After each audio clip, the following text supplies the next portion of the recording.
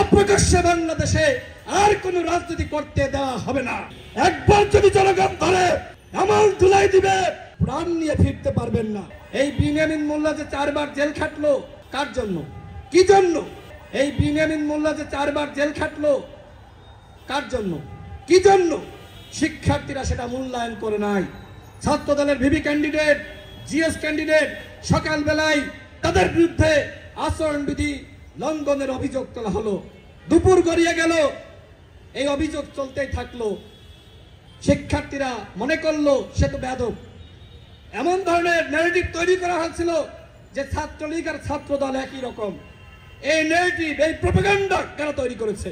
আজকে ঢাকা বিশ্ববিদ্যালয়ে আমরা দেখেছি সাধারণ শিক্ষার্থী বসে আন্দোলন করা হয়েছে। পরবর্তীতে তারা আবার শিবিরের প্যানেল থেকে নির্বাচন করেছে। What is this? আপনি সাধারণ শিক্ষার্থী বসে আন্দোলন করলেন, ভালপাড়া থেকে আপনি সাধারণ শিক্ষার্থীদেরকে নামালেন, আপনি তারেক রহমানের বিরুদ্ধে স্লোগান দিলেন। এরপরে কি হলো? আপনারা যারা প্রকাশ্যে রাজনীতি করতে চান আমাদের কোনো আপত্তি নাই, কিন্তু অপ্রকাশ্যে সাধারণ শিক্ষার্থী বেশে আপনারা যদি আন্দোলন করেন তাহলে ওই যে শিবির সন্দেহে হত্যা করা, সেটা কিন্তু বন্ধ হবে না। যে হত্যাকাণ্ডের শিকার হয়েছে আবরার ফাহাদ। সুতরাং বাংলাদেশে যারা রাজনীতি করতে চান প্রকাশ্যে রাজনীতি করতে হবে, সেটি জামাত ইসলাম হোক আর ছাত্র শিবির হোক। অপ্রকাশ্যে বাংলাদেশে আর কোনো রাজনীতি করতে দেওয়া হবে না। এবং যদি অপ্রকাশ্য রাজনীতি চলে, এর খেসারত এই আবরার ফাহাদদেরকে দিতে হবে এবং আমাদেরকেও দিতে হয়েছে। আমাদেরকে ব্লেম দেওয়া হয়েছে, শিবির ব্লেম দেওয়া হয়েছে। আমি এই কথাগুলো কেন বললাম? একটি কারণ, যে অপ্রকাশ্য রাজনীতির সব থেকে ক্ষতির শিকার হয় সাধারণ শিক্ষার্থীরা। যে একই শিবির নাকি সাধারণ শিক্ষার্থী। সুতরাং এই রাজনীতি আমাদেরকে এই গণঅভ্যুত্থানের পরে আর করার সুযোগ নাই। হ্যাঁ, রাজনীতি করেন ক্যাম্পাসে, প্রকাশ্যে ছাত্র অধিকার পরিষদের রাজনীতি করেন, ছাত্র দলের রাজনীতি করেন, ছাত্র শিবিরের রাজনীতি করেন, অন্যান্য বাম সংগঠন, ইসলামিক সংগঠনের রাজনীতি করেন, আমাদের কোনো আপত্তি নাই। কিন্তু আর কোনো আপনার ভাবকে যাতে জীবন দিতে না হয়, সেই ধরনের রাজনীতি বাংলাদেশে আর যেন না হয়, এই আহ্বান আমি ঢাকা বিশ্ববিদ্যালয়ের প্রশাসনের কাছে রাখছি। এদেশে যদি আবরার ফাহাদ প্রতিবাদ না করত, তাহলে কিন্তু ওই ভারতীয় আধিপত্যবাদের বিরুদ্ধে বাংলাদেশে প্রতিবাদটা শুরু হতো না। আমরা এই ডাকসুতে ভারতীয় আধিপত্যবাদের বিরুদ্ধে প্রতিবাদ করতে গিয়ে ডাকসুর ভিপির রুমে 2019 সালের 22 ডিসেম্বর কিভাবে আমাদেরকে হত্যা চেষ্টা করা হয় আপনারা জানেন। আমার পাশে ছাত্র অধিকার পরিষদের সাধারণ সম্পাদক নাজমুল, ওর এই হাতটা দেখেন, একটু খেয়াল করেন মিডিয়ার ভাইরা, এই হাতটা ভাঙ্গা। আমাদেরকে রক্ষা করতে গিয়ে ঢাকা কলেজের শিক্ষার্থী নাজমুল হাসান সেদিন রক্তাক্ত হয়েছিল, তার হাত ভেঙে যায়। আমাদের আরেকজন সহযোদ্ধা এপিএম সুয়েল, তিনি ছাদ থেকে পড়ে গিয়ে তাকে ফেলিয়ে দেওয়া হয়, কিভাবে তার কোমর ভেঙে যায়। তুইন ফারাবি আইসিইউতে ছিল। আর নুরুল হক নূর, আমি মশিউর রহমান ফারুক হাসান সহ আমাদেরকে হত্যা চেষ্টা করে ওই ভারতীয় রয়ের এজেন্ট সাদ্দাম এবং সঞ্জিত। ওই সঞ্জিত এখনো পর্যন্ত বাংলাদেশে রয়েছে, ওকে কেন গ্রেপ্তার করা হচ্ছে না?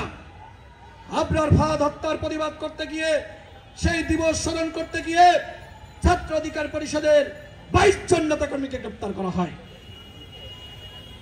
22 জনকে গ্রেপ্তার করা হয়, কিন্তু তারপরেও তারা থেমে যায়নি। ওই সৈকত, কুখ্যাত সৈকত, কয়েকদিন আগে দেখলাম ভিডিও, ওর চুলগুলো পেকে গেছে, ওর জীবনটা পেকে যাবে, তবুও ও জেল থেকে বের হতে পারবে না। সুতরাং যারা এখন মিছিল মিটিং করছেন না, ছাত্রলীগের যারা, আওয়ামী লীগের যারা, ওই সৈকতকে দেখে শিক্ষা নেন।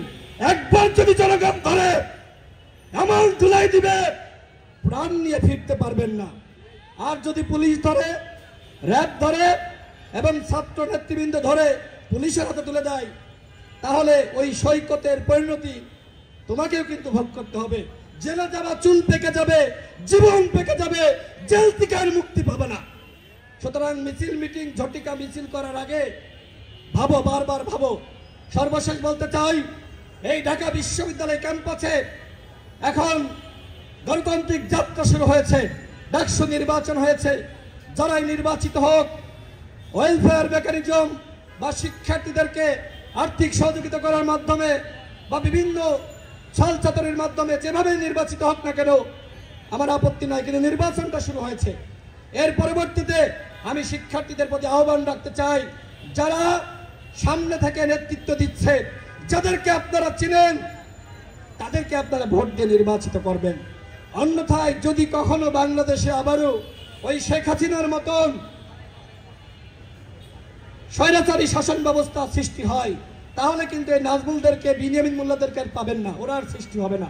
ওরা হতাশ হয়ে যাবে যে আমরা লড়াই করলাম, জীবন দিলাম, আমরা ত্যাগ করলাম, জেল খাটলাম, রিমান্ডের নির্যাতনের শিকার হলাম, আর শিক্ষার্থীরা আমাদেরকে মূল্যায়ন করলো না। সামান্য 2000 টাকার বৃত্তি, সামান্য এই ওয়েলফেয়ার আর্থিক সহযোগিতা, এই কারণে তাদেরকে ভোট দেওয়া হলো। আজকে যাদের টাকা নয়, তাহলে কি তারা গণতান্ত্রিক আন্দোলন করবে না, রাজনীতি করবে না? এই টাকার কাছে আমরা তখন ঢাকা বিশ্ববিদ্যালয়ে ছিলাম, মাথা নত করি নাই। সুতরাং অর্থবিত্তের কাছে মাথা নত করে ওই কালো টাকার রাজনীতি এই ঢাকা বিশ্ববিদ্যালয়ে করা যাবে না।